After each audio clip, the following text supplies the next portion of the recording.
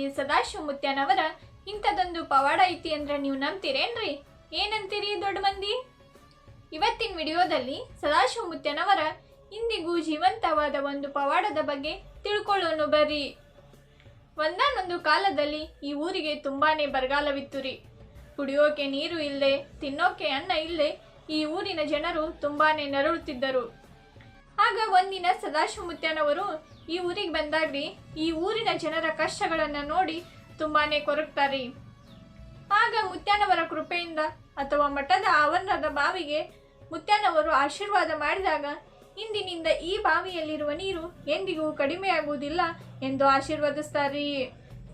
ಇಂದಿಗೂ ಸುತ್ತಮುತ್ತ ಹಳ್ಳಿದವರು ಬಂದರೂ ಕೂಡ ಈ ಬಾವಿಯಲ್ಲಿರುವ ನೀರು ಎಂದಿಗೂ ಕಡಿಮೆಯಾಗುವುದಿಲ್ಲ ಅಂತ ನೋಡ್ರಿ. ಮಧುಬಾವಿನಲ್ಲಿ ಶ್ರೀ ಸದಾಶಿವಮೂರ್ತಿಯನವರು ಮಾಡಿರುವ ಇದೊಂದು ದೊಡ್ಡ ಪವಾಡ ಅಂತಾನೆ ಹೇಳ್ಬಹುದು ರೀ. ನೀರು ಖಾಲಿಯಾಗದೆ ಆ ಬಾವಿಯನ್ನ ನೀವು ನೋಡ್ಬೇಕೆನ್ನುವ ಕುತೂಹಲ ಇದ್ರೆ ನೀವು ಮಧುಬಾವಿ ಸದಾಶಿವಮೂರ್ತಿಯನ ಗುಡಿಗೆ ಹೋಗ್ರಿ. ಈ ವಿಡಿಯೋ ನಿಮ್ಗೆ ಇಷ್ಟ ಆಗಿದ್ರೆ ಲೈಕ್ ಮಾಡ್ರಿ, ಶೇರ್ ಮಾಡ್ರಿ, ಸಬ್ಸ್ಕ್ರೈಬ್ ಮಾಡ್ರಿ.